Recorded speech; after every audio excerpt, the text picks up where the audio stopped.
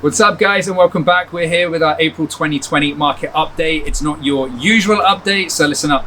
Everything's different this month. We're coming to you from the rooftop of our recently sold 2568 Wallace Crescent in beautiful West Point gray.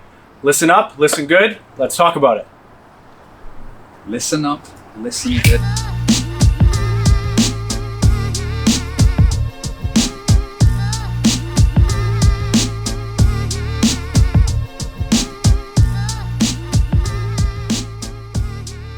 What's up, guys? It's been forever since we've been back. It feels like we've had to shut down for the longest time because of COVID, but we are back today. We have shut down for the longest time. I was doing the solo videos for a while. You contributed nothing to that, but we kept it That's going. why you had like 5 views. You had 5 views on your solo videos. Thousands. And we had we've gone through everything now, and we're here on the other end, hopefully coming out at the end of it.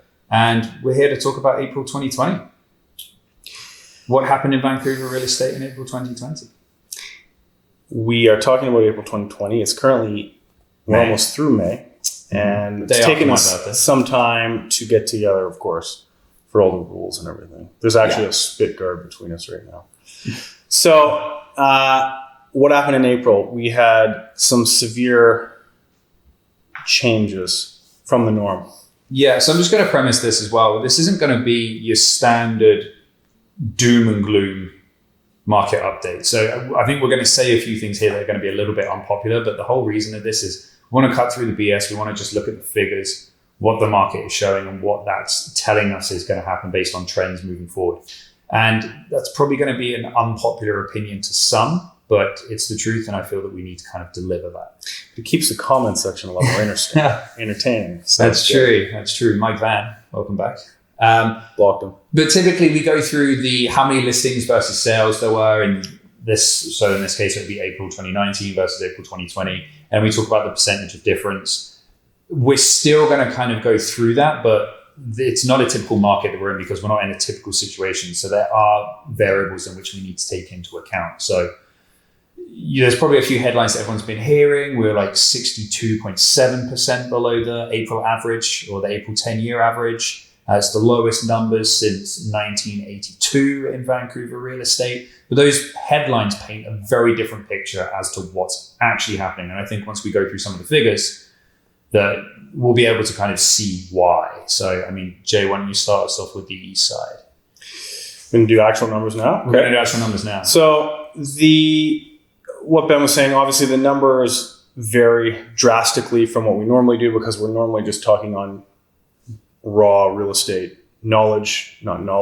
information, which this is not influenced by. So it's not month over month, the market is souring, the market is heating up. Obviously, we've had this pause, and it's been very much that, and we'll talk about pricing in a second to do with that. But activity-wise, we've had quite a bit. So we can go into the exacts. 2019, East Side condos, 373 listings, and 149 were absorbed. So 149 sales. That's in 2019. 2019, yeah. So 2020, bringing that up, we've got 166 listings and 71 were absorbed. 214 house listings, April 2019, 66 were absorbed.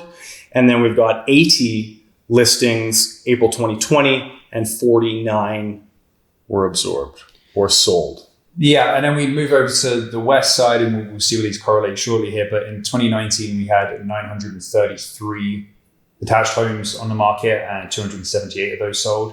In April 2020, that number was 382 listings with 158 sold.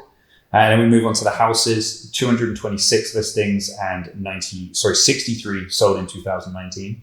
And in 2020, that's 64 listings and 37 listings sold. So I mean, immediately when you look at those figures, you're thinking the 2019 numbers are much higher versus the 2020 numbers. And then you start looking at lowest numbers since 1982. And you start, if you just look at it with that one tunnel vision, you start seeing why some of these people are saying, market's going to drop by 30, 40%. $1.3 million homes are going to be $800,000 homes.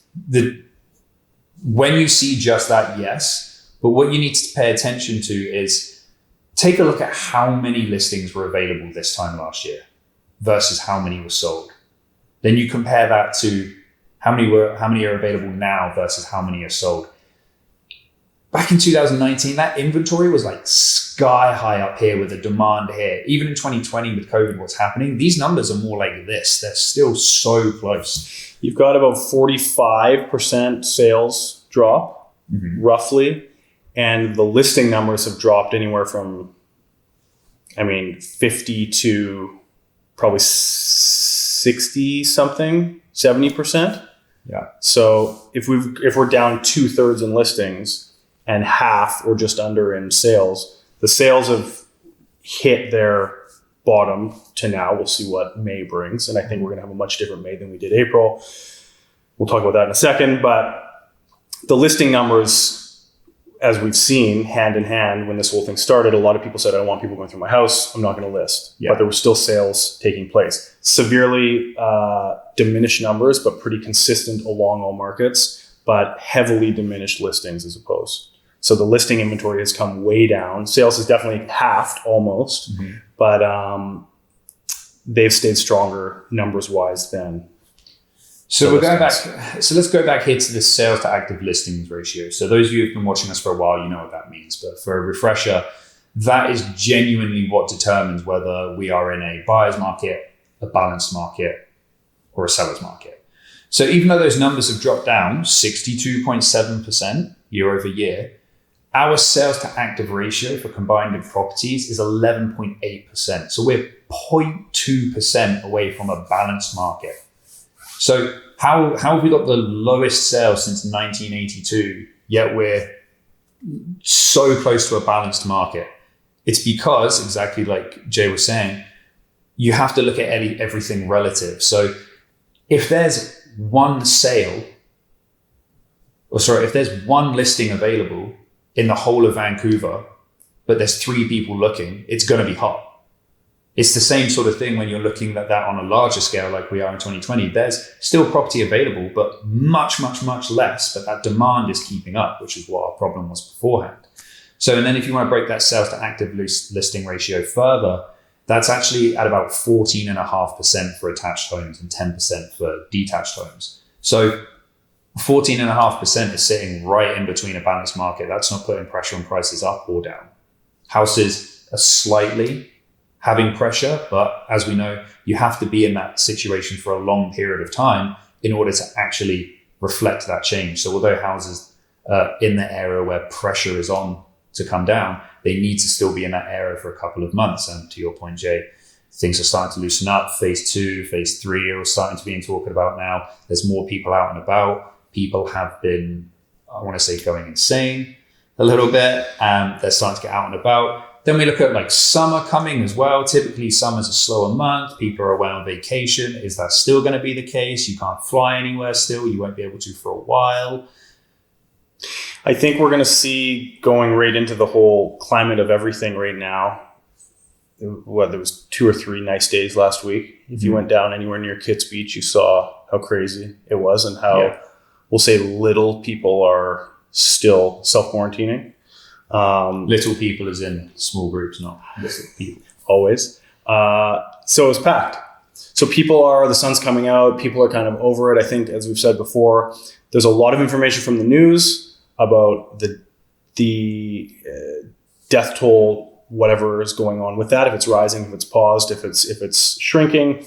But for a lot of people, I think it's out of sight, out of mind. They're not directly affected by this. They've been in their homes. They've got their kids. They're trying to homeschool. So there's a lot of pent up, I need to get out of the house and out there. Yeah. People, like you said, aren't going to be able to go on vacation. So I think, as we see in the activity in the market pick up very quickly in the last couple of weeks, obviously not to levels that it was, but there's definitely demand if people want to get out there and do something, buy or sell.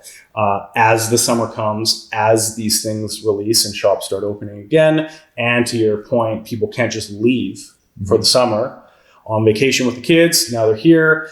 If they're going to, like they would have possibly before, let's push a real estate transaction to to fall. Once we're back in tune with everything, they're not leaving to come back in tune. They're staying here now. So with that, in addition to the rates, my forecast is that we're going to pick up quickly because it's already begun, as we've seen, on a variety of levels of the market too.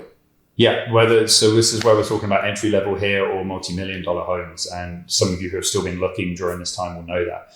So I'm in 100% agreement as well. And they say typically with anything that happens to the economy, like a recession and such, you typically recover as fast as you go down.